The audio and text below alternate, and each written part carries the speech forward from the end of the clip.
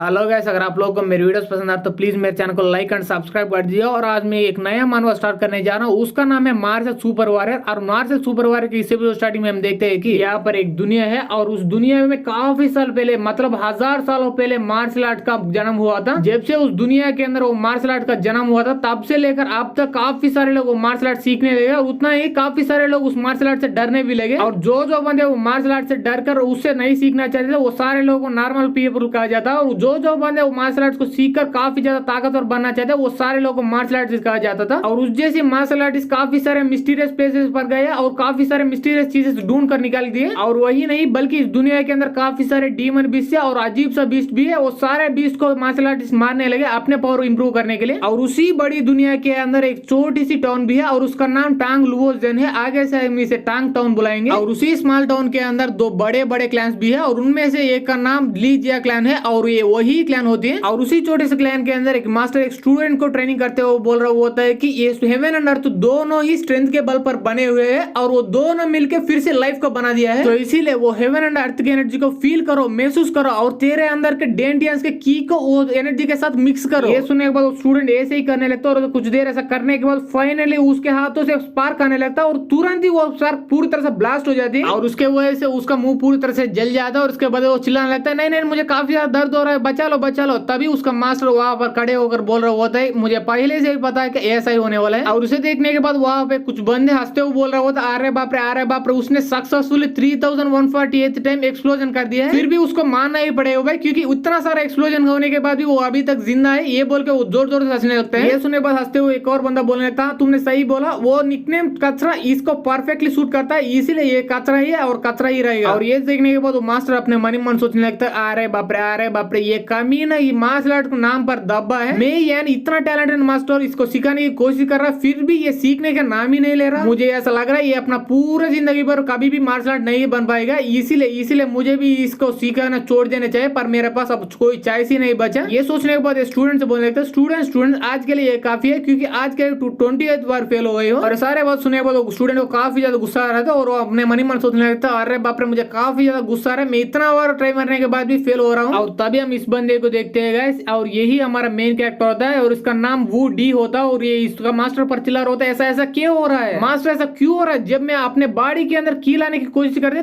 तभी वो ब्लास्ट हो जाता है, ऐसा क्यों हो रहा है? नहीं अपने आप को शांत करो, उसके ऊपर चिल्लाने की मुझे कोई भी जरूरत नहीं। ये सुनने के बाद उसका मास्टर सीधा जवाब देता है, क्योंकि तू नल्ला है इसलिए तेरे से नहीं हो पा रहा। ये सुनने के बाद उसको काफी ज्यादा गुस्सा आ जाता है। उतने में कुछ बंदे पीछे से आ जाते हैं और हंसते हुए बोल रहे, तुम कचरे का ही क्या, तुम अपने पूरी जिंदगी भर कभी भी मार्शल आर्टिस्ट नहीं बन पाओगे, इसीलिए मार्शल आर्टिस्ट बनने का सपने का छोड़ दो और कोई और काम ढूंढ लो। अगर तू सच में मार्शल आर्टिस्ट बन पाएगा तो मेरा अपना काट के अपने पिछवाड़े में डालूंगा। ये सारे बात सुनेगा तो उड़ी को काफी ज्यादा गुस्सा आ जाता है, जिसकी वजह से चिल्लाने लगता है। फिर तभी अपने आप को कंट्रोल करके अपने मन में सोचने लगता है, अरे बाप रे मुझे अच्छी मार्शल आर्टिस्ट बनना है तो मैं अपने आप को कंट्रोल करना पड़ेगा। और तभी हम उसके मास्टर के बारे में जानते हैं, उसका नाम ली फैन होता है और बोलने लगता है, उड़ी वो सारे बात को इग्नोर करके मेरे साथ आओ, क्योंकि तुम ही एक बार सोच लो, अगर कोई कुत्ता तेरे पास अगर तुझे काट लेगा क्या तू भी वो कुत्ता को काट लेगा क्या? ये सुनने के बाद वो उड़ी भी कहने लगता है, हाँ मास्टर आपने सही बोला। ये सुनने के बाद वो दोनों चिढ़ाने वाले बंदे पूरी तरह हिल जाते हैं और कुछ भी नहीं बोल पाते। और इसके बाद मास्टर स्टूडेंट थोड़ा दूर आ जाते हैं। उसके बाद वो दो लोग बात कर रहे होते, उस कमीने की हिम्मत कैसे हुई? वो कमीना हमारे लीजिया क्लैन में पैदा ही नहीं हुआ, इसका मतलब ये है कि वो हमारे लिए आउटसाइडर है। और उसे यहाँ पर लाने के लिए, उसे अडॉप्ट करने के लिए थर्ड मास्टर ने दूसरे मास्टर से पंगा भी ले लिया है। अगर उस कमीने को हमारे लीजिया क्लैन के पैट्रियर्स ने एक्सेप्ट नहीं किया तो मैं ही जाकर उस कमीने को धक्के मार के ऐसे निकाल दिया था। और ये सारे बातों को वुडी को भी सुनाई जाती है, इसके वजह से उसको काफी ज्यादा गुस्सा आ जाता, पर वो कुछ भी नहीं कर पाता। अब तब ये सारे बात सुनने के बाद वो मास्टर भी अपने मन ही मन सोचने लगता, अरे बाप रे आज तो ये कुत्ते कुछ ज्यादा ही बोक रहे हैं। और इसके बाद वो दोनों मास्टर और स्टूडेंट वहां पे अलग हो जाते हैं। और इसके बाद वो मास्टर अपने मन ही मन सोचने लगता है, अरे बाप रे वूलिंग तुम्हारा बेटा मुझे कुछ ज्यादा ही तकलीफ दे रहा है। और तभी यहाँ पे उठाता है उसी लीजिया क्लैन में एक माउंटेन के यहाँ पे आफ्टरनून के यहाँ पे। और तब हम देखते हैं वूडी वहां पर आकर एक लकड़ी की डम्मी से प्रैक्टिस किया जा रहा होता है। और प्रैक्टिस करते करते वो अपने मन ही मन सोचने लगता है, अगर मैं वो हेवन एंड अर्थ की एनर्जी को अपने अंदर ऑब्जर्व नहीं कर पाता तो मैं अपना बॉडी को भी ट्रेन करूंगा। ये सोच तुरंत बाद एक जोरदार अटैक उस लकड़ी के डमी पर कर देते। इसके वजह से वो लकड़ी के डमी पूरी तरह से घुमा के आकर इसका फेस पर ही एक जोरदार अटैक कर देते हैं। इसके वजह से वो काफी दूर जाकर ऐसा गिर जाता है। और उसके बाद वो जमीन पर ऐसा पड़े होकर अपने मन मन सोचने लगता है, अरे बाप रे मैं फिर से अपना इमोशन पर कंट्रोल खो गया, इसके वजह से मुझे ही चोट लग गया, क्या मैं ऐसे ही अपना पूरी जिंदगी पर कचरा होकर रहूंगा क्या? इसके बाद वो अपने आप को तसल्ली दे रहा होता है कि नहीं ऐसा बिल्कुल भी नहीं हो सकता, क्योंकि मैं आगे जाकर सारू स्ट्रांग बन के दिखाऊंगा। जाऊंगा। ये सोचने के बाद वो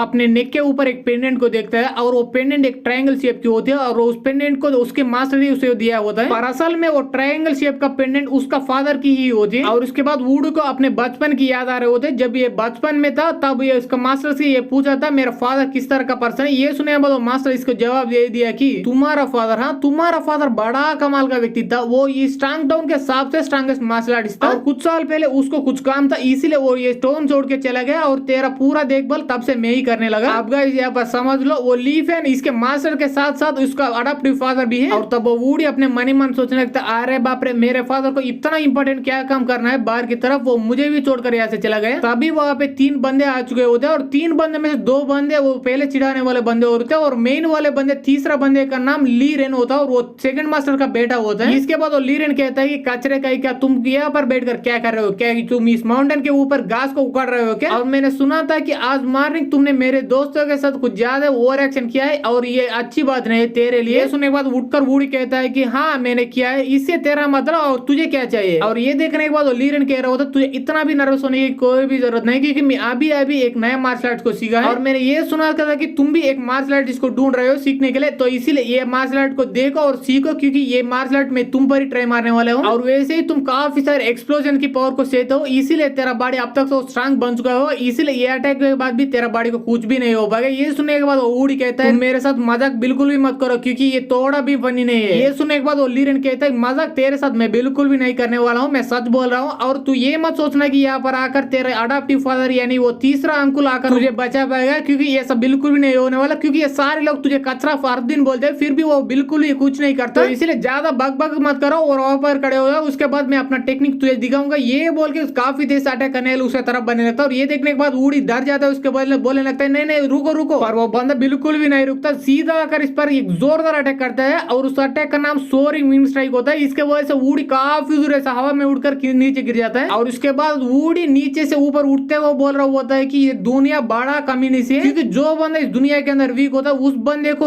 अच्छी तरह से रहने भी नहीं देता ये दुनिया। और ये देखने के बाद लीरन इसके तरफ बढ़ते हुए बोल रहा होता ओह मेरा एक अटैक सहने के बाद भी तू ऐसा खड़े हो सकते हो, तो इसलिए मेरा दूसरा अटैक सहने के लिए तैयार हो जाओ। ये बोल के अटैक करने के लिए उसके तरफ बढ़ने लगता है। इसे देखने के बाद ये वुडी कहने लगता है कि अगर ऐसी बात तो मेरे पास और कोई चॉइस ही नहीं बचा मेरा सीक्रेट टेक्निक को यूज करने के अलावा। ये सुनने के बाद लीरन बोल रहा होता है ओह तेरे पास कोई सीक्रेट टेक्निक भी है और ऐसी बात है तो वो किस तरह की टेक्निक उसके बारे में मुझे अच्छी तरह से बताओ। ये सुने तुरंत बाद वुडी ऐसा खड़े हो जाते हैं, इसके बाद बोलने लगता है दफा होने की निंजा टेक्निक, ये बोल के धूम दबा के वहां से भागने लगता है और भागते बोल रहा होता भागो भी, अगर उसके हाथों में मैं लग गए तो वो मुझे मार ही डालेगा, ये बोल के वहां से धूम दबा के ऐसा भागने लगता है। और ये देखने के बाद वो तीनों लोगों को पूरे दुनिया हिल जाता है। इसके वजह से वो लीरन चिल्ला रहा होता है कमी ने कही है तेरी हिम्मत भी कैसे हुई मुझे बुद्धू बनाने की, आज तो हम तीनों लोग बिल्कुल भी नहीं छोड़ेंगे। ये बोल के वो तीनों लोग उसका पीछा करने लगते हैं और तभी हमारे ये एपिसोड ये पर खत्म हो जाते हैं। तो ये एपिसोड आपको पसंद आए तो प्लीज मेरे चैनल को लाइक कर दे, सब्सक्राइब कर दे, शेयर कर दे and thanks for watching guys.